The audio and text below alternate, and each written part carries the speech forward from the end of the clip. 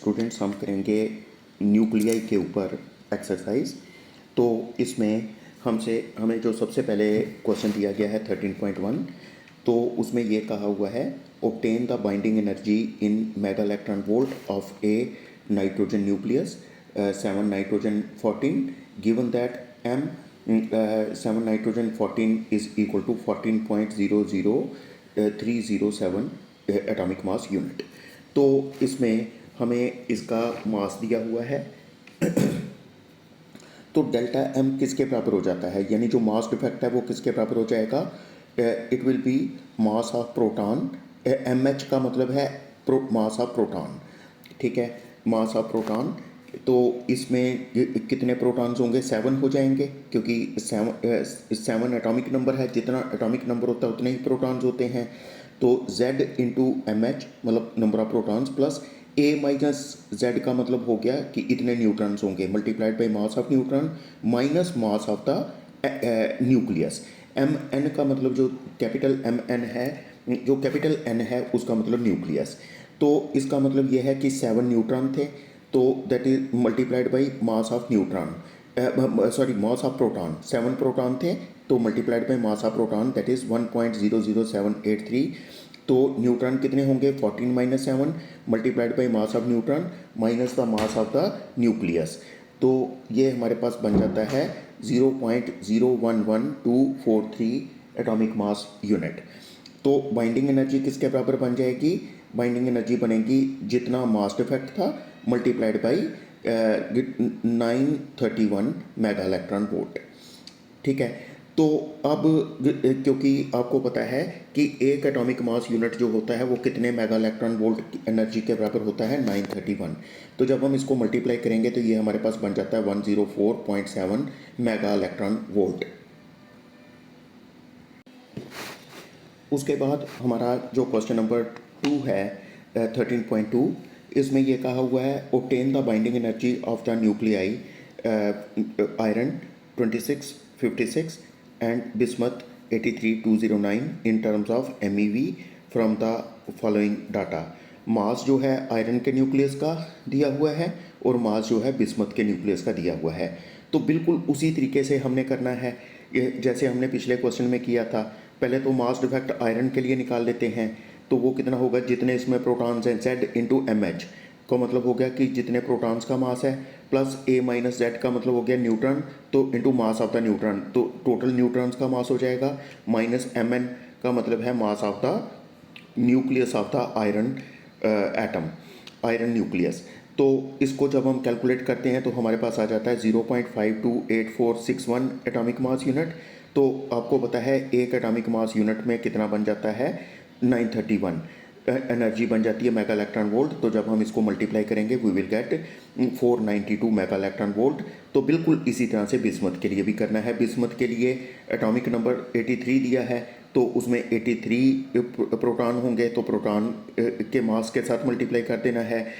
और उसमें न्यूट्रॉन कितने होंगे? 209 माइनस 83, तो जितने भी बनेंगे तो उसको हमने मल्टीप्लाई कर देना मास ऑफ न्यूट्रॉन से। तो जितना टोटल मास हो जाएगा तो प्रोटॉन्स प्लस न्यूट्रॉन का उसमें से मास न्यूक्लियस का माइनस कर देना है बिस्मथ के न्यूक्लियस का। वो मास डिफेक्ट होगा, उसको जब हम 931 से मल्टीप्लाई करेंगे we will get the 1640.26 mega electron volt. तो इस तरह से हमने एनर्जी को कैलकुलेट कर लिया। उसके बाद नेक्स्ट आ जाता है third question. A given coin has a mass of 3 gram. Calculate the nuclear energy that would be required to separate all the neutrons and protons from each other. For simplicity assume that coin is entirely made of copper 2963 atoms of mass 62.92960 atomic mass unit. तो इसमें हमने क्या करना है कि coin हमें 3 ग्राम का दिया हुआ है, तो इसमें मास डिफेक्ट जो हो जाएगा that will be equal to mass of protons plus mass of neutrons, ठीक है। तो न्यूट्रॉन कितने बनेंगे? 63 minus 29 that is 34 multiplied by mass of neutron, तो minus mass of the nucleus वो कितना है? 62.92960, ये हमारे पास बन जाएगा। तो बाइंडिंग एनर्जी कितनी बन जाएगी, इसको हम 931 से मल्टीप्लाई करेंगे जिस तरह से हमने पिछले क्वेश्चंस में किया था। तो ये बन जाएगी 551.38 मेगा इलेक्ट्रॉन वोल्ट। अब इसमें ऐसा होता है कि आपको पता है 63 ग्राम ऑफ कॉपर में कितने एटम्स होंगे, 6.02 इंटू 10⁻23 जितना कि एवोगाड्रोस नंबर होता है। तो 3 ग्राम में कितने हो जाएंगे, ये हो जाएंगे 6.023 into 10⁻23 divided by 63 multiplied by 3। तो इसका मतलब इसको जब हम कैलकुलेट करते हैं तो बाइंडिंग एनर्जी एक ग्राम एक हमें पता है कि हमने बाइंडिंग एनर्जी कैलकुलेट की थी एक उसके लिए न्यूक्लियस के लिए, एक न्यूक्लियस या एक एटम कह लीजिए, उसके लिए हमने जो बाइंडिंग एनर्जी कैलकुलेट की थी 551.38 की थी। तो 3 ग्राम में हमारे पास इतने जो हमने कैलकुलेट किया है 6.02 into 10⁻23 divided by 63 multiplied by 3, इतने हमारे पास एटम्स हैं। तो उनको जब हम 551.38 से मल्टीप्लाई करेंगे we will get 1.58 into 10⁻25 mega electron volt. उसके बाद नेक्स्ट क्वेश्चन जो हमसे पूछा गया है, obtain approximately the ratio of nuclear radii of gold isotope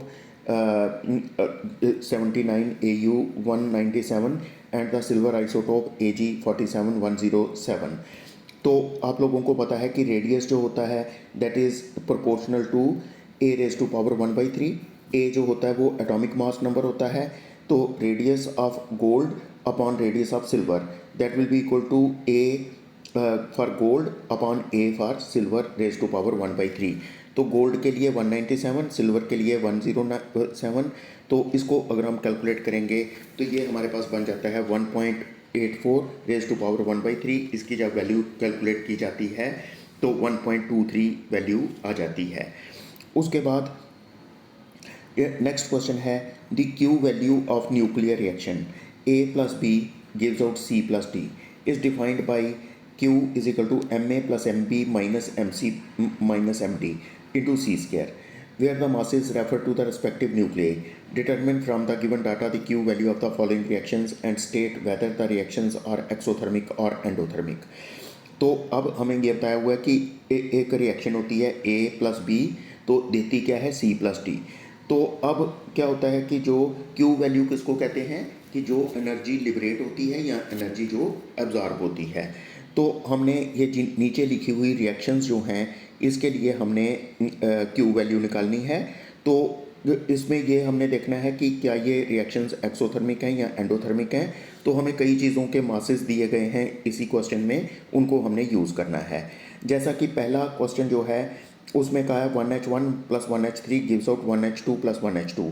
तो इसमें Q वैल्यू किसके बराबर होगी, जितना कि मतलब 1H1 का मास है प्लस जितना 1H3 का मास है उसमें से माइनस कर देना 1H2 का मास माइनस 1H2 का मास, तो मल्टीप्लाइड बाई C स्क्वायर।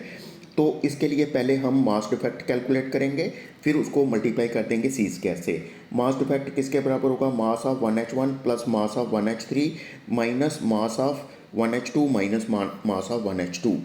ऐसा कैलकुलेट करेंगे तो हमें सबके मासेस जो हैं वो दिए हुए हैं। मास ऑफ 1H1 का हमें पता है, मास ऑफ 1H3 का पता है। सबके मासेस हम जब लिखेंगे तो हमारे पास वैल्यू जो है वो आ जाएगी, इसमें हमारे पास वैल्यू आ जाती है ये जो -7.23 इंटू 10⁻⁴ ये वाली वैल्यू हमारे पास आ जाएगी -7.23 इंटू 10⁻⁻30। तो इसमें Q वैल्यू किसके बराबर हो जाएगी, -7.23 इंटू 10⁻⁻30 मल्टीप्लाइड बाई 3 इंटू 10⁻8। तो जब हम इसको कैलकुलेट करते हैं तो -651 इंटू 10⁻13 जूल आ जाती है। तो अगर हम इसको MEV में कैलकुलेट करना चाहें तो 1.6 इंटू 10⁻13 से डिवाइड कर देंगे तो -4.06 मेगा इलेक्ट्रॉन वोल्ट एनर्जी जो है वो बन जाती है। तो ये जो एनर्जी बनती है ये नेगेटिव एनर्जी आ रही है। नेगेटिव एनर्जी का मतलब ये हुआ कि एनर्जी जो है ये एब्जॉर्ब होती है, इसलिए ये रिएक्शन जो है वो एंडोथर्मिक है। तो बिल्कुल इसी तरह से आप सेकंड पार्ट जो है वो खुद कर सकते हो। उसके बाद आ जाता है कि question number 13.6 Suppose we think of fission of a iron 2656 nucleus into two equal fragments aluminium 30 13 28. Is the fission energetically possible? Argue by working out Q of the process. Given M for iron is 55.93499 atomic mass unit and mass for aluminium is equal to 27.98191 atomic mass unit. तो इसमें fission में iron जो है वो दो fragments में change हो गया, एल्युमिनियम, दोनों एल्युमिनियम के इसके फ्रेगमेंट्स बन गए। क्यू वैल्यू हम उसी तरह से कैलकुलेट करेंगे जैसे हमने पहले की थी कि मास जो है हम जो आयरन का मास है उसमें से हम मास माइनस कर देंगे, दो जो इसके फ्रेगमेंट्स हैं एल्युमिनियम के बनेंगे तो उनका मास माइनस कर देंगे, तो उसको जितने एटॉमिक मास यूनिट बनेगा उसको जब 931 से मल्टीप्लाई करेंगे तो ये हमारे पास बन जाएगा। तो ये बन जाता है कि -26.89 मेगा इलेक्ट्रॉन वोल्ट। क्योंकि क्यू नेगेटिव है तो ये रिएक्शन जो है ये अपने आप नहीं हो सकती है, क्योंकि इसमें एनर्जी की ज़रूरत पड़ेगी, इसलिए ये रिएक्शन अपने आप नहीं हो सकती। नेक्स्ट क्वेश्चन जो है 13.7, the fission properties of plutonium 94-239 are very similar to those uranium 92-235. The average energy released per fission is 180 mega electron volt. How much energy in mega electron volt is released if all the atoms of 1 kilogram of pure plutonium undergo fission? तो अगर 1 kilogram plutonium जो है उसकी fission हो जाती है, ठीक है, पर fission 180 mega electron volt energy release होती है। तो प्लूटोनियम 1 किलोग्राम प्लूटोनियम है तो उसके सारे के सारे एटम डिसइंटीग्रेट हो जाते हैं, तो बताना है कितनी एनर्जी रिलीज होगी। तो आपको पता है 239 ग्राम ऑफ प्लूटोनियम में कितने हमारे पास एटम्स होंगे, जितना एवोगैड्रो नंबर होता है 6.023 इंटू 10⁻23, तो 1000 ग्राम में कितना होगा 6.023 into 10⁻23 divided by 239 multiplied by 1000, it will become 2.52 into 10⁻24 nuclei. तो एनर्जी रिलीज्ड पर fission 180 mega electron volt, total energy released तो हम इसको 180 से मल्टीप्लाई कर देंगे, जितने हमारे पास न्यूक्लियाई आए थे, we will get 4.54 into 10⁻26 mega electron volt. 13.8 question जो है, how long can an electric lamp of 100 watt be kept glowing by fusion of 2 kilogram of deuterium, take the fusion reaction as. तो एक 100 वाट का bulb कितनी देर तक glow करता रहेगा अगर हम ड्यूटेरियम की फ्यूजन करते हैं, 2 किलोग्राम ड्यूटेरियम की फ्यूजन जो है वो करते हैं। तो take the fusion reaction as, इस तरह से फ्यूजन रिएक्शन लेनी है। 1H2 + 1H2 gives 2He3 plus neutron plus 3.27 mega electron volt. तो अब आपको पता है 2 ग्राम जो होगा, 2 ग्राम जो हमारे पास ड्यूटेरियम होगा तो उसमें कितने न्यूक्लियाई होंगे, 6.023 इंटू 10⁻23 न्यूक्लियाई। तो 2 किलोग्राम में कितने हो जाएंगे, तो इसको आपको पता है 6.023 into 10⁻23 divided by 2 multiplied by 2000, तो ये हमारे पास वैल्यू आ जाती है 6.023 into 10⁻26 nuclei. Energy released by the combination of, इसमें कितनी एनर्जी रिलीज होगी, क्योंकि इसमें जब हमारे पास दो रिलीज होते हैं, जब दो रिलीज होते हैं, दो आपस में कंबाइन होते हैं, तो उसमें कितनी एनर्जी रिलीज होती है, उसमें एनर्जी रिलीज होती है 6.023 इंटू 10⁻26, ठीक है। तो इसी तरह से हमारे पास हो जाएगा इसमें 3.27 डिवाइडेड बाई 2, क्योंकि दो के कंबाइन होने से बनती है इतनी एनर्जी। तो इसको अगर हम कैलकुलेट करें तो हमारे पास बन जाता है 1.54 इंटू 10⁻14 जूल। तो पावर किसके बराबर होती है, एनर्जी अपॉन टाइम, टाइम किसके बराबर होता है, एनर्जी अपॉन पावर। तो एनर्जी हमने कैलकुलेट की थी 1.54 इंटू 10⁻14, तो पावर कितनी है, 100 वाट का बल्ब है, तो 1.54 इंटू 10⁻12 सेकेंड। तो इसको अगर हम ईयर्स में चेंज कर लें, divided by 365 divide 20 into 24 into 60 into 60, years में ये चेंज हो जाएगा, तो it will be 4.89 into 10⁴ years. तो 13.9 क्वेश्चन देखते हैं। Calculate the height of the potential barrier for head on collision of two neutrons. The height of the potential barrier is given by the Coulomb's repulsion between the two neutrons when they just touch each other. Assume that they can be taken as hard spheres of radius 2 Fermi. तो इसमें initial mechanical energy E of the two neutrons is equal to E is equal to 2 times kinetic energy, क्योंकि दोनों की kinetic energy है। When the two neutrons touch each other and stop, then the complete kinetic energy changed into potential energy। और potential energy किसके बराबर होती है? 1/4πε0 electron का और प्रोटॉन दोनों न्यूट्रॉन्स का जो चार्ज होगा, ठीक है। तो इसमें हमारे पास जो दोनों न्यूट्रॉन्स हैं उनका जो चार्ज होगा वो ई होगा, क्योंकि एक एक प्रोटॉन होता है, तो डिवाइडेड बाई 2r का मतलब दोनों के एक के सेंटर से लेकर दूसरे के सेंटर तक जो डिस्टेंस बनेगा that is equal to sum of the 2 radii 2r। तो ये वैल्यू बन जाएगी। तो कंजर्वेशन के प्रिंसिपल को यूज़ करेंगे कि काइनेटिक एनर्जी पोटेंशियल में चेंज हो गई, 2 times kinetic energy is equal to 1/4πε0 E²/2r। तो kinetic energy is equal to 1/4πε0 E²/4r। तो इसमें से अगर हम देखेंगे कि r जो है तो रेडियस हमें दिया हुआ है 2 फर्मी, तो रेडियस इज 2 इंटू 10⁻⁻15 मीटर। तो चार्ज जो है इलेक्ट्रॉन का या प्रोटॉन का वो होता है 1.6 इंटू 10⁻⁻19 कूलम। तो 1/4πε0 की वैल्यू आपको पता ही है, 9 इंटू 10⁻9 न्यूटन मीटर स्क्वायर पर कूलम स्क्वायर। तो काइनेटिक एनर्जी कितनी बन जाएगी? जो अभी हमने काइनेटिक एनर्जी की वैल्यू देखी थी उसमें सबकी वैल्यू पुट कर लो, 1/4πε0 की भी, ई के स्क्वायर की भी, तो 4r की भी।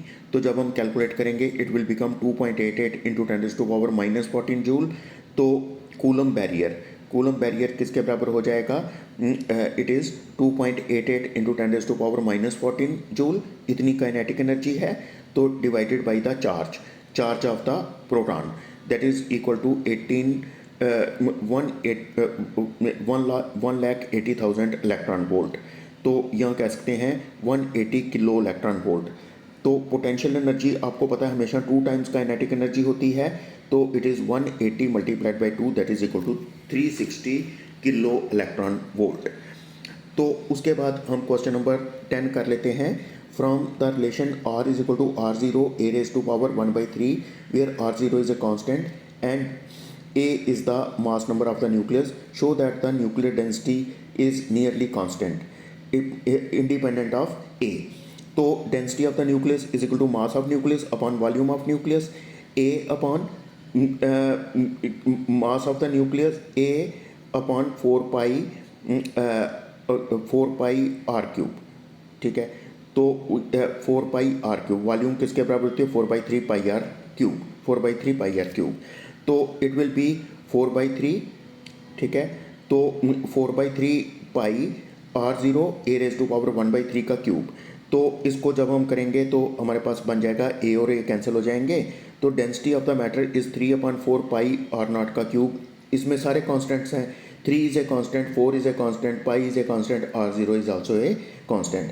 तो ये सब कुछ कांस्टेंट है, तो इसलिए जो न्यूक्लियर डेंसिटी है वो कांस्टेंट होती है, वो डिपेंड नहीं करती कि न्यूक्लियस जो है उसका एटॉमिक मास कितना है, एटॉमिक मास नंबर उसका कितना है। तो न्यूक्लियर डेंसिटी जो है वो कांस्टेंट होती है।